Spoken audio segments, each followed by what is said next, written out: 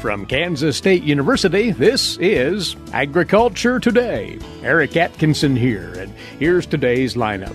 K-State's Terry Griffin is standing by to share the findings of his latest study of farmer adoption of precision cropping technologies. And this time, Terry's work concentrating on the technology bundles that producers gravitate toward, how that relates to the frequency that producers transition to variable rate technologies. He'll be followed by K-State's Greg Eibendahl discussing the brand new report on Kansas custom rates for farm operations that K-State has just completed for producers and custom hire providers to use as guidelines for setting rates for various field operations. And later, with Stop, Look, and Listen, K-State's Gus Vander Hoeven. All that here on Agriculture Today. Agricultural producers, landowners, and creditors, you have a partner in your legal and financial needs. Kansas Agricultural Mediation Services offers reliable, trusted information and guidance. Whether you need advice for ag credit concerns or are transitioning your operation to the next owner, Kansas Agricultural Mediation Services can assist you in making sound decisions for your business. To learn more, call 800-321-3276 or visit us online. On this first segment, we want to get into new information out of the Agricultural Economics Department at K-State. It's following a theme of studying precision agricultural technologies and the decisions producers go through in adopting the newer technologies as they come down the line. Across the way once again is precision technology economist Terry Griffin of K-State Research and Extension. Terry, before we venture into this latest research, which you and others have put together, you very recently were a participant in the Liquid Application Technology Workshop that K-State Research and Extension put on right here on the campus, and just what was shared there and what you were hearing from farmers about that kind of technology. Yeah, Eric, that was a good day we had on the Stanley Stout Center. We had farmers from really across Kansas. We had some from southwest Kansas, extreme part. And so it wasn't just a local event. We had folks from across the state, but we had a really good day. Most of the speakers were talking about new technologies. And so they were able to hear from the folks who were behind that technology from the manufacturer. So when you hear from producers in this kind of venue and you talk with them, obviously, is there a particular aspect of the technology that they're universally interested in, or is it all over the map, dependent upon the producer? I think it's all over the map. Listen to different farmers. You'll see that they have different questions. Some are more into the mechanics of it. Some are more into agronomics. And so they have different, origins that they're coming from. Mm-hmm. I guess an overlying theme is, is profitability. It's not as many dollars available to invest, even with the tax incentives. Farmers are not freely spending money, and they're needing to make sure that technology that they invest in does give them a reasonable return on their investment. Which makes perfect sense. This is a standard logical. Forever. Yeah. Let's get into your latest research work and crediting others that contributed to this as well. But you're looking at the degree of adoption of new precision agricultural technologies. And the latest thing you've been interested in, what you term as common bundles of technologies. So back in the summer, I was here with you and we were talking about a study we did back in the spring. And on that one, we were focusing on precision ag technologies that were considered data intensive, the information intensive technologies, the yield monitor, variable rate application, precision soil sampling, and so forth, and how farmers are adopting those either individually or in bundles. Well, we're updating that for the automated technologies that we collectively call embodied knowledge. There's a lot of technology there, but the manufacturers put that technology into the product so that the user doesn't have to really understand how GPS works. They just don't touch the steering wheel, and the tractor drives parallel passes. And so the technologies we're looking at were automated guidance, automated section control, and light bar, the three that we put in that category of embodied knowledge. So you mentioned the liquid sprayer meeting that we recently had. TopCon had booth, an exhibit, and they had a light bar there.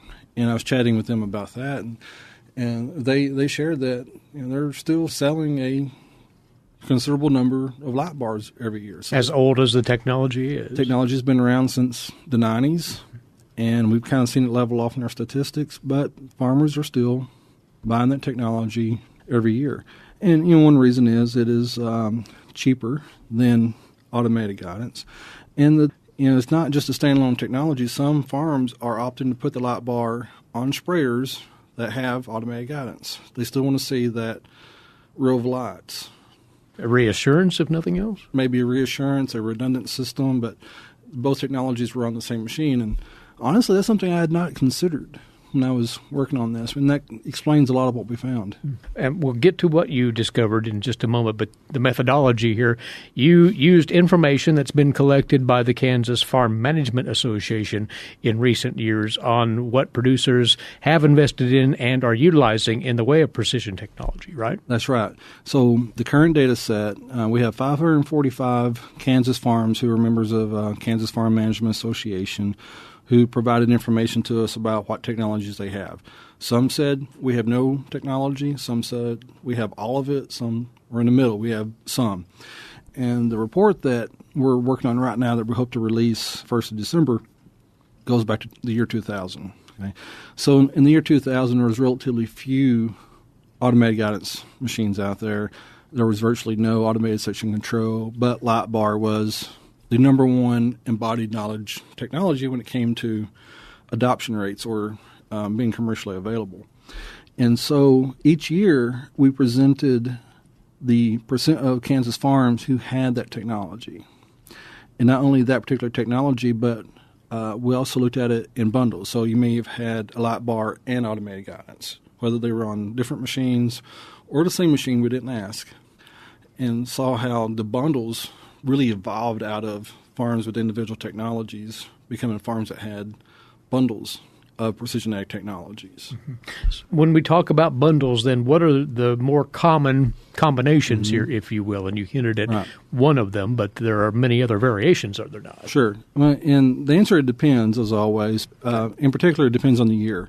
So last few years, the most common bundle is automated guidance with automated section control. But if we looked at it in the year 2000, probability was if you had technology, you had a light bar and only a light bar. And we've looked at the evolution of this over time, and at one point, automated guidance by itself was the most likely to have, and then automated guidance with a light bar was the most likely. But currently, we're seeing the fastest growing and the largest being that group of automated guidance, which is your auto steer and that kind of thing, with automated section control, whether that's on a planter or a sprayer, where it shuts off rows or nozzles or sections of that boom. Within this work, though, did you try to get at why producers bring on that more comprehensive bundle of technology, if you will? Sure. Well, what we did, we looked at the probability of transitioning from nothing to something to a bundle to everything.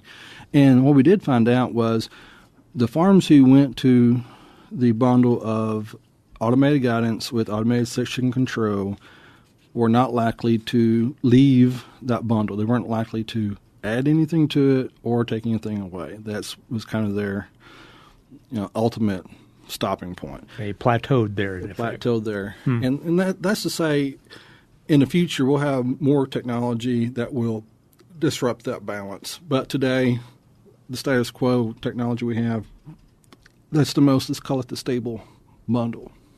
There seems to be a consistent level of content once producers reach a certain point. Sure. And that they don't move off of that spot very easily. No. Our results do show that farmers are, we can use the word steadfast. They're very persistent. And this analysis uses a year-over-year analysis, meaning it's a one step. So from step 1 to step 2, it's from year 2000, 2001, from 2001 to 2002. We're not looking at it from, let's say, 2000, 2005, a 5-year step. If we did that, it'd be quicker, more dramatic. But looking at year over year, farmers tend to move pretty slowly when it comes to technology. Do they tend to move even more slowly when the economics are a bit strapped. And I've got a study. I keep getting the question, are precision ag technologies profitable? Again, it depends, and it depends on a few things. And the biggest thing depends on how the farmer can make use of that technology.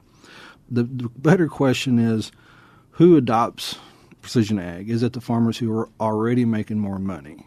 And that's what we think is the case. But you're pursuing that. You want We're to confirm pursuing that. We'll have, when those results are in at least a preliminary stage, we'll come back and record that and put that up on the website as well.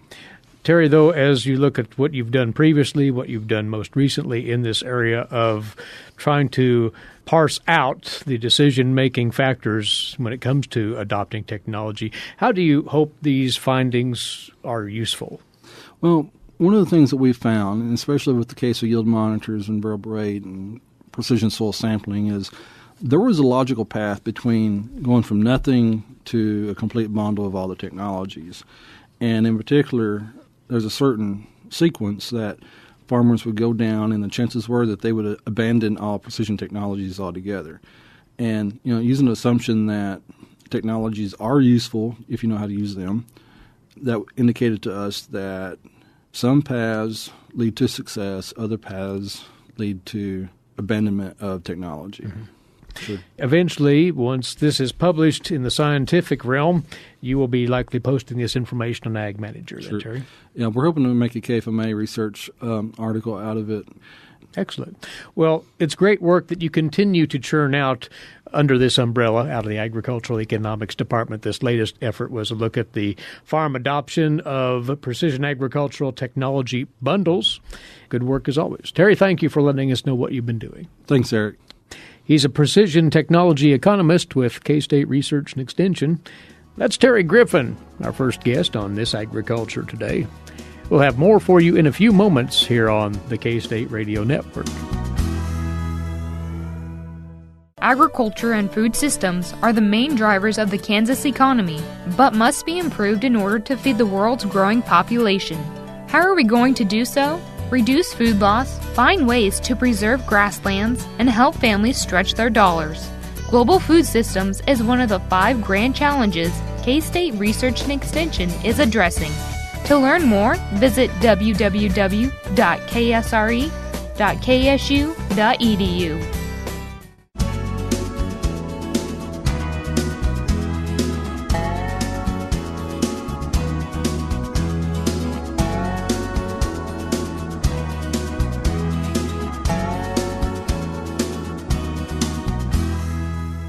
Agriculture Today continues now here on the K-State Radio Network. We've yet another agricultural economist from K-State Research and Extension aboard now, and he has just put together with others at the university the latest report on custom rates for agricultural field operations here in Kansas. This is useful information as a benchmark for producers to hire out certain operations, and we'll get into what they've found out here in 2017. Greg Eibendahl is with us once more. The nature of this report, Greg, and how you achieve the numbers out of it. The intent here is to simply set up guidance for producers on just how much they should be paying for several operations, right? Well, not only paying, but sometimes your neighbor asks you to come over and do some field work. It works the other way too. It's like how much you should charge. Really of all the stuff I do, budgets are probably the most requested thing. I get stuff people ask me about, but right behind that would be custom rates. So people always want to know what should I be charging or how much should I be paying for this particular field operation. It's not something you do every day for a lot of things, so there's not necessarily a ready market out there that you can really tap into a lot of times. So I think our custom rates are like a good starting point where people can look at when they're talking about how much should I charge per acre or how much should I expect someone to charge me. And K-State Research and Extension has been collecting this for a couple of years now? Yeah, well, actually, we did our first survey before this last year. Basically, the USDA and NASS did these surveys, but they've kind of dropped off the frequency of their surveys. So in 2016, we did our own internal survey with the idea that we would do these custom rates every 2 years. So the last survey that we did was actually completed at the end of, I think, 2016, and it showed up on our Ag Manager side at the beginning of 2017. But now you've updated numbers for Kansas operations here. How do you get at these? Well, let's see. Yeah, that's the big issue here. So, when we do these surveys, we're always asking what happened in the past. And the idea of this publication of spreadsheet is that we want to do some forecasting toward the future here. So I develop an economic model based on what some of the past surveys have shown, and then I have the factors that affect those rates over time. So looking at the past, 2 or 3 of these different surveys, I develop a regression model where then I forecast ahead. And the factors I'm using to do that was I'm looking at the PPI index, which is the producer price index for machinery. I look at the year, and then the main one that really drives these days is the diesel fuel price. So, as we change those, you can actually forecast ahead for what the current custom rate should be. So what operations do you try to cover here? There's quite a list, is there not? Yeah, we try to pretty much cover all the field operations. So we cover, things like fertilizer applications, planting, harvesting, tillage operations, and then we also cover most of the haying operations as well. The trends here in 2017, as per your latest numbers, we know that fuel prices have remained fairly static. So what is the general drift of that? Well, if you look at our this current one that's coming out, our Ag Manager here very soon, and compare that with the last one, I think you'll see some decreases in the prices, but that may not necessarily be because everything's gone down. A lot of that could be the fact that I've rerun a new model for the pricing forecasting, and that may have changed that a little bit here. So you need to keep that as a caution that even though it does show it being a little bit lower, that just may be a factor of the way I ran the model. Now, that's a general statement across all of the operations, but there will be variations within those, presumably, or not? Yeah, that's the thing I want to warn producers about is that they should look at these custom rates really only as a guideline for negotiation for starting points, because when we get these surveys back for custom rates across the state, there is a wide variation in the reported prices here. So producers should look at the numbers we report as gospel as when it comes to what this is what they should pay here.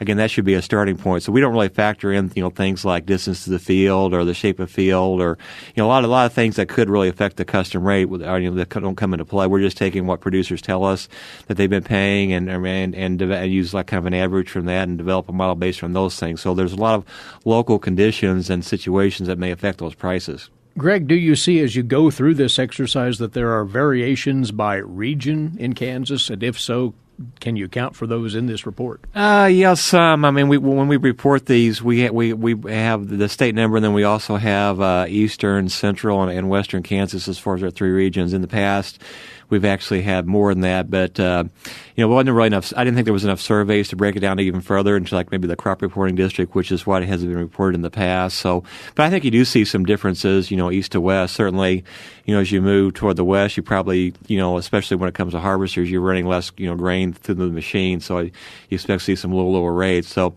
there's some of that showing up, yeah.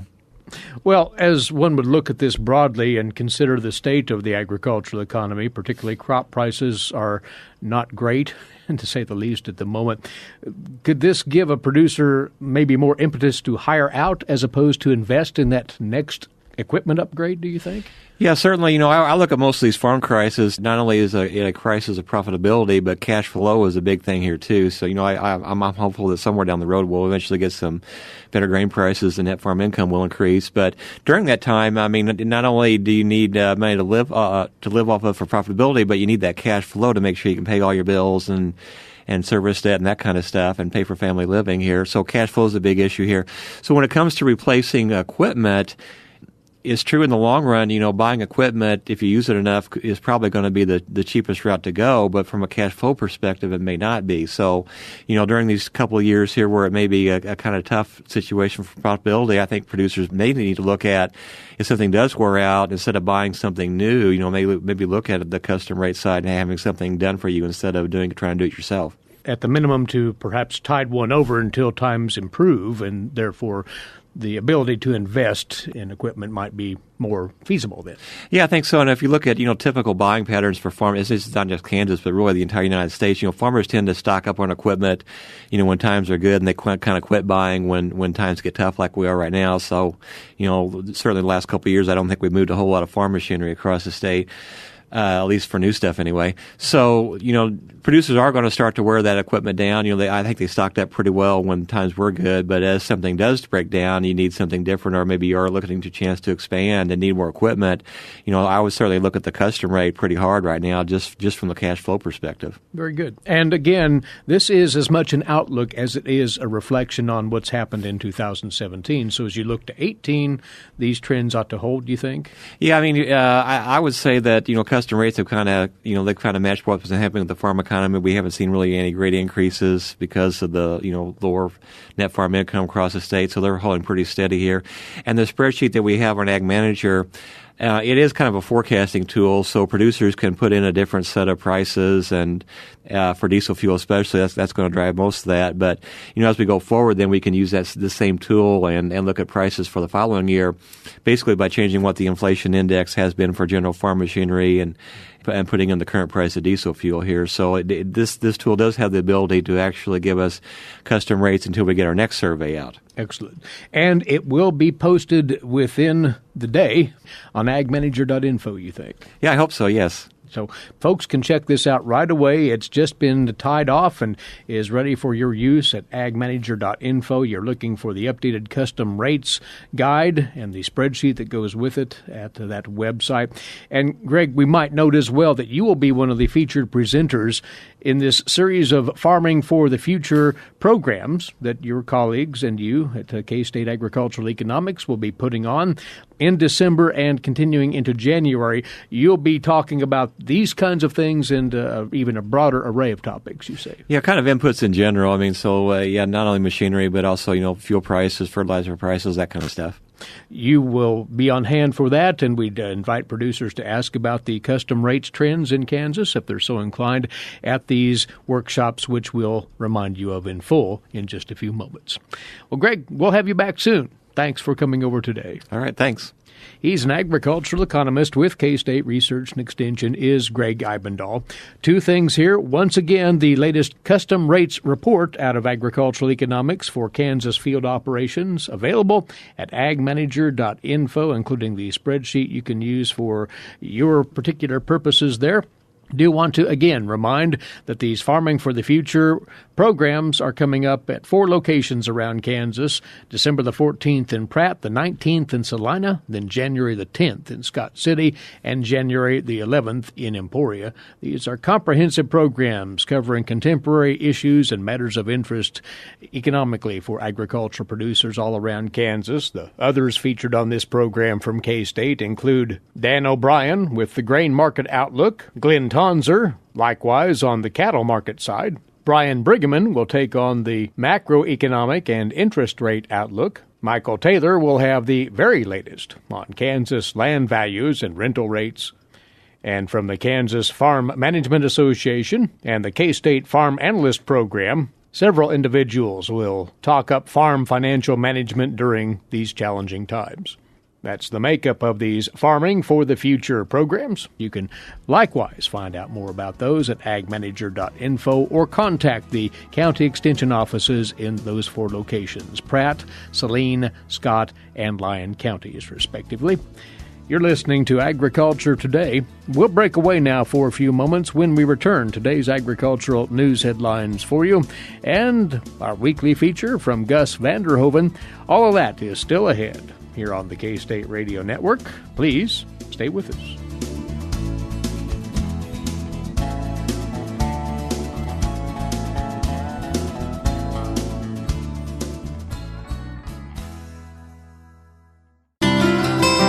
For 25 years, K-State Research and Extension's Kansas Agricultural Mediation Services has been providing a no-cost, confidential place to call in and visit with an agricultural lawyer. Our experts are available to help you producers handle legal and financial issues. Explore your options and generate solutions. Call us at 800-321-3276 or visit us online. Kansas Agricultural Mediation Services.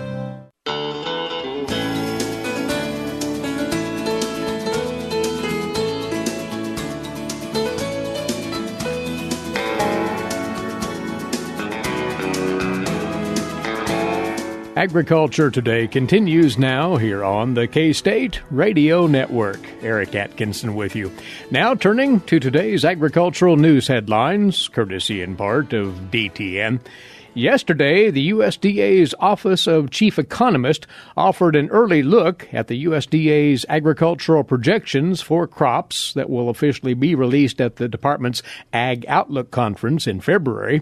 The USDA's early estimates project that both corn and soybean planted acres next spring will hit 91 million acres each, while wheat acreage will fall to 45 million acres. Still, the USDA projects slightly lower corn and soybean production in the 18-19 marketing year.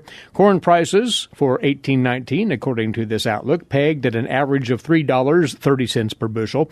That would be 10 cents higher than the average price projected for the 17-18 corn crop.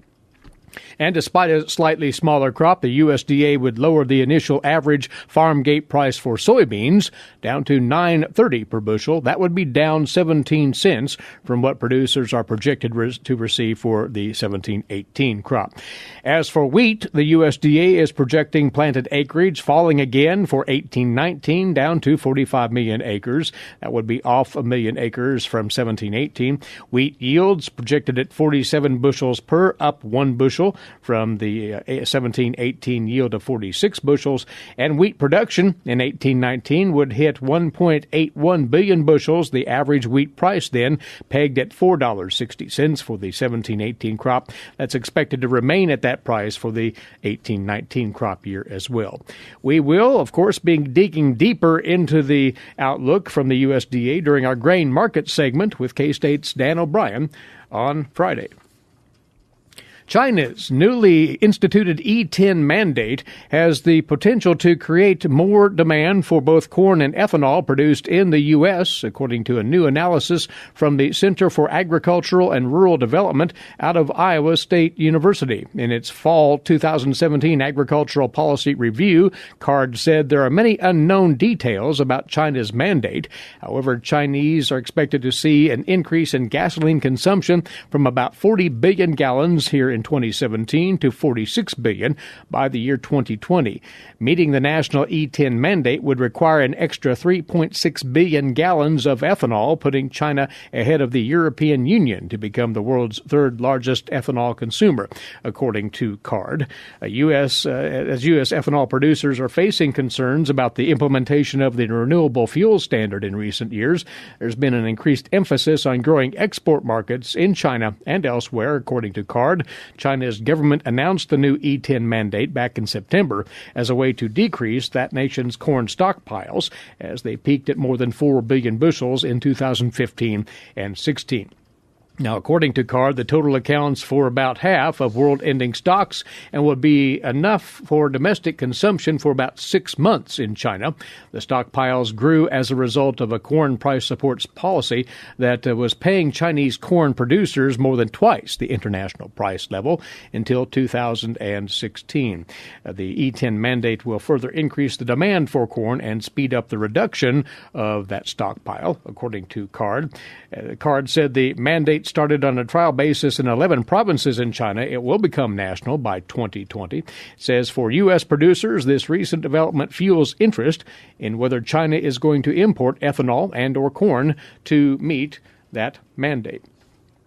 Well, if you were tuned in yesterday, you know that we inadvertently lost the feed from K-State's Mike Brook as he was presenting this week's edition of Milk Lines. So we'll try once again today. Here's Mike. Today I'd like to visit with our Kansas dairy producers concerning the selection of corn hybrids next year for your corn silage crop.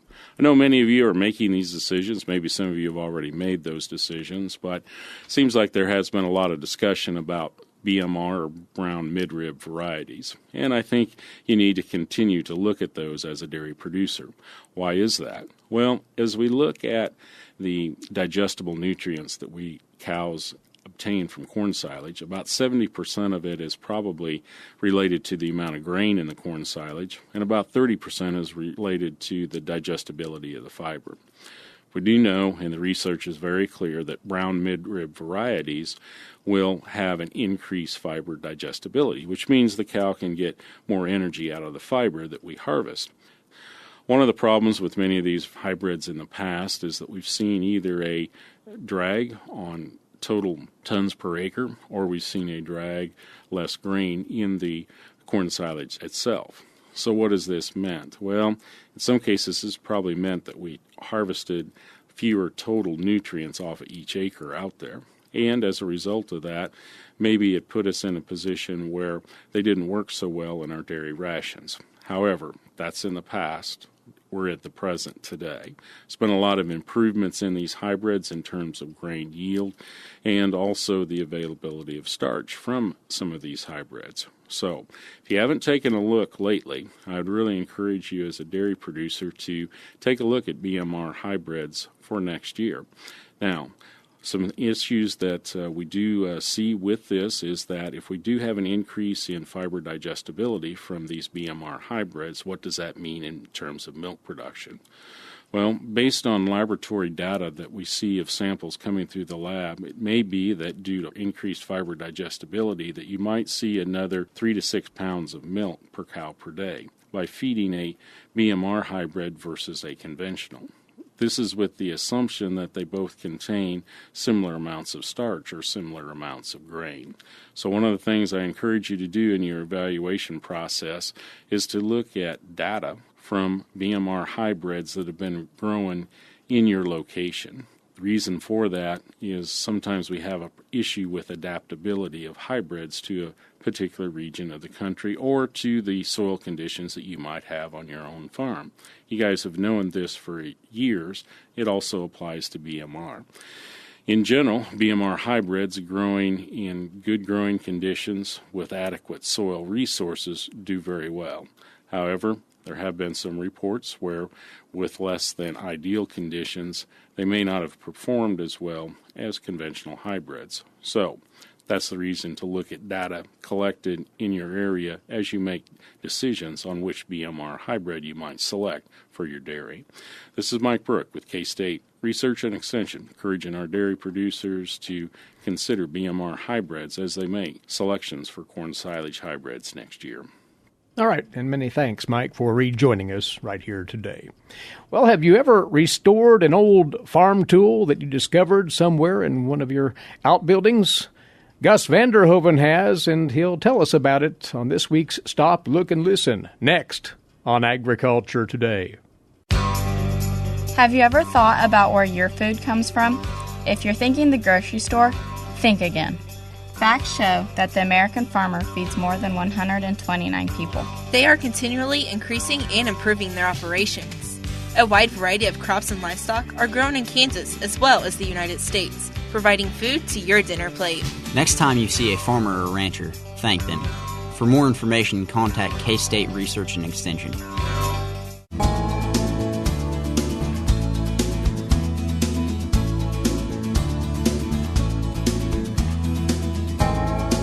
This is Agriculture Today. Stop, look, and listen. This is our state, Kansas. One corner of the old scoop was slightly bent up as if it repeatedly had struck something. That's Gus Vander Hoeven of Kansas State University with comment on life in rural Kansas. When I found the old scoop, it was laying among dusty, broken boards and other useless junk left over from an earlier time, a time when the barn was still a barn and used as such, a time when tools would have been set up against a wall or hung on a nail or peg. I had walked past the scoop, stepping carefully, watching where I stepped, so I would not puncture my feet on a rusty nail protruding from a fallen board. At times I thought it could be dangerous to walk in the old barn with the collapsed loft and badly leaning posts with old dusty straw bales laying around. Yet it all intrigued me. I was not expecting to find anything of value, least of all the faded memories of people who had farmed the land and used the barn. There were the horse stables, actually bays, separated with a swinging beam, a pole, except they were no longer swinging. With the upper floor sagging, the beams were now laying on the dirt floor. Opposite the stables had been the corn bins, and that is where I noticed the old scoop. It was rusted from many years of no use and a badly leaking roof. But even though the scoop was rusted, it still felt solid, and when I knocked it against an old foundation stone, the scoop had a ring to it, as it was made of metal. It was a real scoop, not one of those plastic modern ones.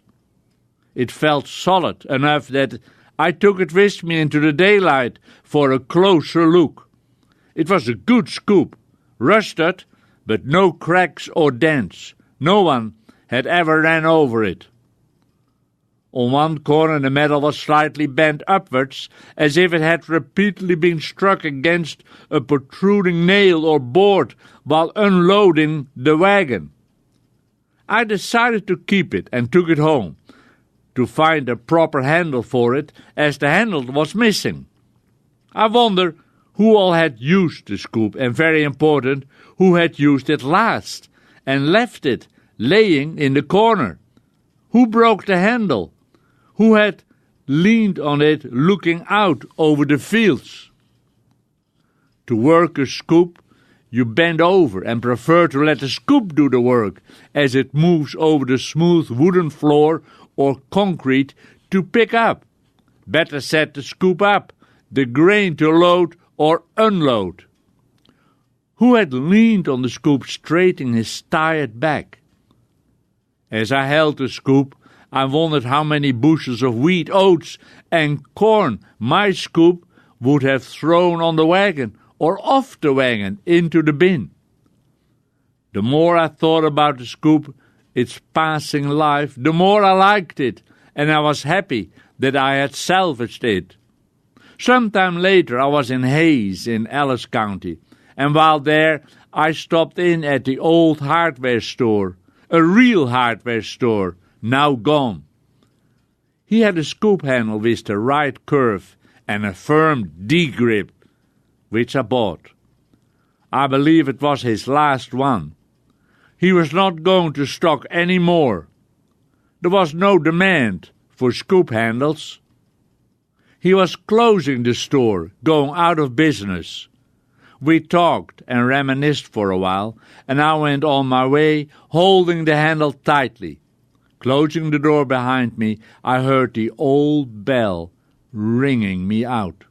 It was the last time I stepped into the old store, a real hardware store. The new handle hung for several years on a peg on my tool rack, while the scoop remained leaning in the corner of my garage. There was no hurry to put the two together. Besides, I would have to treat the new wooden handle to fit the curved neck of the scoop. I knew how to do that, but never felt the urge until a few months ago. The trick to bend the wooden handle is to heat it in boiling water. One morning I put a large pan filled with water on the stove and got it boiling.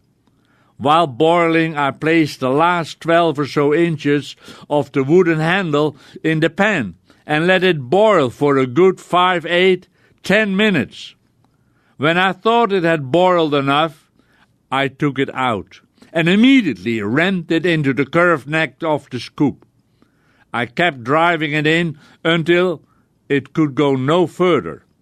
It was a near perfect fit, with just enough tilt to the D handle so that working the scoop would be a pleasure.